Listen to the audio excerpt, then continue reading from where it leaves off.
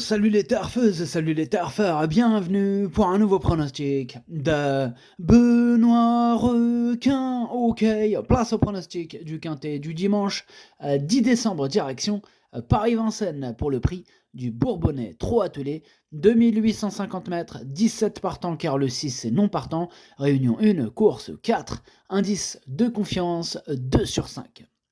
Alors cette vidéo j'attends avant l'arrivée du quintet de ce samedi, je reviendrai dessus demain. Ok, c'est parti, on commence le pronostic et on commence avec le numéro 1, Galileo Bello, et on écoute l'entraîneuse, Madame Anne-Françoise Donati Marcillac. Galileo Bello est un super cheval qui s'en sort très bien sur les 2850 mètres de la grande piste. Ce coup-ci, il n'a pas été éliminé, il va donc pouvoir se confronter à l'élite. Il n'a pas de chrono ridicule sur cette distance. C'est donc l'occasion d'aller voir ce que cela donne. On espère pouvoir rivaliser pour les 5 premières places. Eh bien, ce numéro 1, moi je l'ai pas retenu, par contre il est en plein milieu de ma petite liste des possibles troubles faits. Comme je vous l'ai dit tout à l'heure avec l'indice de confiance de 2 sur 5, ce quintet est plutôt ouvert, compliqué à déchiffrer, beaucoup de partants, et surtout ils sont nombreux à pouvoir espérer se mêler à l'emballage final, donc attention à ce quintet piège. On passe au numéro 2, Evaluate, et on écoute l'entraîneur Gabriel Angel Poupou. Alors, Evaluate est arrivé à l'écurie il y a à peu près un mois. Il n'a pas trop d'engagement à sa disposition. On va un peu le découvrir dans cette course. Il travaille bien, mais je ne vais pas vous le cacher, il ne travaille pas comme un cheval de prix d'Amérique. Cette sortie me permettra de mieux le connaître et de voir ce qu'il peut faire face à de tels adversaires. Sa tâche est très compliquée. Vous avez entendu donc l'entraîneur qui nous dit que sa tâche est très compliquée. Moi, en tout cas, ce numéro 2, je ne l'ai pas retenu. On enchaîne avec le numéro 3, Eric The Hill, et on écoute Thomas Malmqvist. Eric The Hill est très généreux, il répète toutes ses courses, il réalise une superbe année 2023. Pour son retour à Vincennes, il a placé son sprint pour s'imposer. Il ne lâche jamais le morceau. Depuis, il est resté en belle forme. On monte d'un cran ici face aux meilleurs, mais il sera intéressant à juger et n'est pas hors d'affaire. Il suit tous les trains, je ne serais pas surpris de le voir à l'arrivée. Moi non plus, je serais pas surpris de le voir à l'arrivée. Maintenant, ce numéro 3, je l'ai pas retenu, mais c'est lui le chef et le capitaine de ma petite liste des possibles casseurs de tickets repérés. Attention. On passe au numéro 4, Gannet de Banville, et on écoute Jean-Michel Bazir. Gannet de Banville a répondu à mon attente dans la finale du Grand National du Trot dimanche dernier. Courir à une semaine ne sera pas un problème, il a bien encaissé ses efforts et n'a pas eu une course dure, il est sur la montante. Je le défère des 4 pieds, le lot est encore très relevé, je vais essayer de le qualifier, mais cela ne sera pas une partie de plaisir. Ok, alors moi ce numéro 4, lui je l'ai retenu, et je l'ai mis 5e et j'y crois. On passe au numéro 5, Hokkaido Giel, et on écoute David Thomas. Hokkaido Giel s'est retrouvé un peu loin dans le prix de Bretagne avec les relais. Il a très bien sprinté et a pu prendre la 3e place. Cela lui assure la qualification, ce qui est très bien. S'il est dans le même état de forme, il est fort capable de répéter et disputer les premières places. Les sensations étaient bonnes, une course un peu plus rythmée ne pourrait que le servir. Pareil, ce numéro 5 lui aussi je l'ai retenu encore un peu plus haut que le précédent cité, je l'ai mis 4e. On enchaîne avec le numéro 6, Orsi Dream, et on écoute Pierre Belloche. Orsi Dream a été victime d'un fait de course. Il est rentré indemne, c'est le plus important.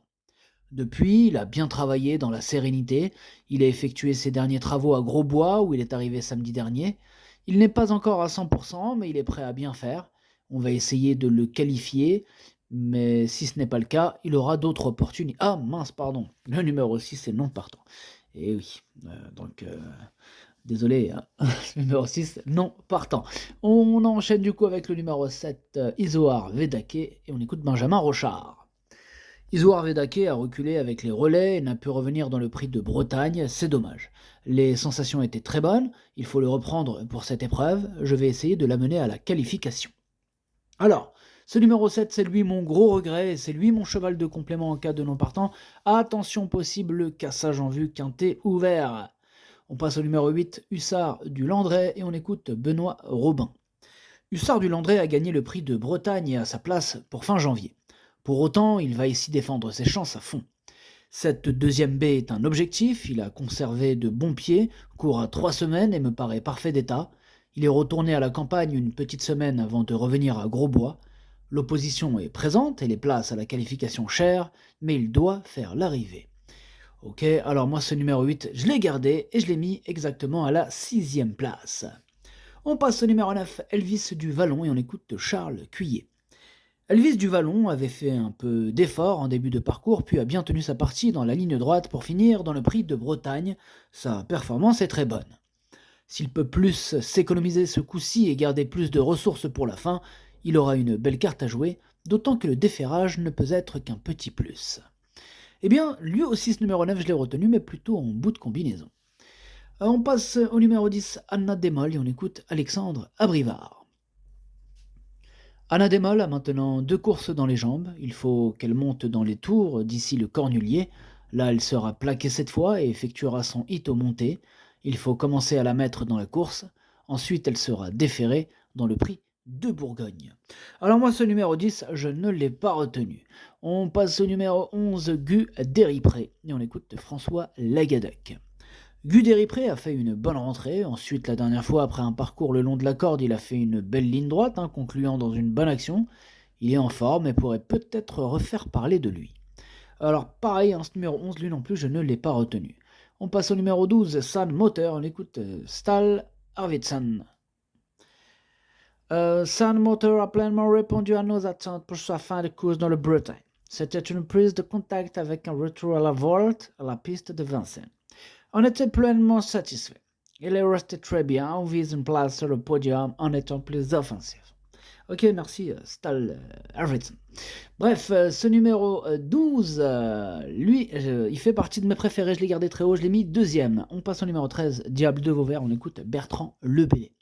Diable de Vauvert est sur la montante, cependant ce n'est pas le cheval d'il y a 2 ans. On espère le ramener à son plus haut niveau pour figurer dans le Prix de Paris, son objectif du meeting. Pour le reste, on ne s'attend pas à des miracles. Alors, moi ce numéro 13, je ne l'ai pas retenu, mais il est quand même à l'arrière de ma petite liste des possibles troubles faits, donc accordons-lui une note de méfiance. On passe au numéro 14, Ampiamed SM, et on écoute Franck Nivard. Ampiamed SM a bien couru lors de sa rentrée, normalement elle devrait un peu monter là-dessus, elle devrait être l'arrivée. Eh bien, c'est tout simplement mon préféré ce numéro 14 et je l'ai bien sûr installé en tête. On passe au numéro 15, Hooker Berry, et on écoute Jean-Michel Bazir. Hooker Berry a répondu à mon attente dans le prix de Bretagne, il a bénéficié d'un bon parcours à l'économie et il a bien sprinté dans la phase finale. Il a continué à travailler régulièrement depuis. Il devrait être sur la montante avec sa dernière sortie dans les jambes. On le connaît, il lui faut placer sa pointe. Si le déroulement est limpide, il a sa place à l'arrivée. Eh bien, ce numéro 15 me plaît beaucoup, je l'ai gardé très haut, je l'ai mis 3e. Et on passe au numéro 16, Flamme du Goutier, on écoute Thierry Duval d'Estaing. Flamme du Goutier n'a pas été revue depuis quelques semaines déjà. Ici, c'est une petite rentrée après avoir repris de la fraîcheur. Elle continue sa préparation pour le prix de Cornulier. Ici, elle gardera ses fers. Aussi, il faut la revoir. Elle ira sur les 2100 mètres du prix de Bourgogne. Ensuite, si tout va bien. Eh bien, ce numéro 16, je ne l'ai pas retenu. On passe au numéro 17, Onek, et on n'aura pas les commentaires de l'entraîneur, qui est Philippe Allaire, qui est parti pêcher tout seul, et amuse-toi bien Philippe. Alors ce numéro 17, c'est un regret, c'est mon 2e cheval de complément en cas de ne partant, attention. Et on termine donc avec le numéro 18, Étonnant, et on écoute Richard Westering. Étonnant aurait pris la 2e place à Valvega, sans sa faute dans le tournant final. Depuis, il me paraît bien, sans être à 100%. J'ai envie de l'amener progressivement à son meilleur niveau pour janvier. Ici, j'attends surtout de le voir faire le parcours en entier et le voir bien courir. Dans ce cas, il peut viser une place parmi les 5 premiers. Il a du pied devant et sera déféré. Alors, ce numéro 18, moi je l'ai gardé en bout de combinaison. Donc, moi je compte sur son retour. Le pronostic, ça donne 14, 12, 15, 5, 4, 8, 9, 18. Merci d'avoir suivi cette vidéo. N'hésitez pas à mettre un pouce bleu si la vidéo vous a plu. Pour accéder à tous mes tickets pour la course du Quintet, rendez-vous directement en description de la vidéo. À jouer avec modération. Bonne chance. Chopez-le-moi. Ciao.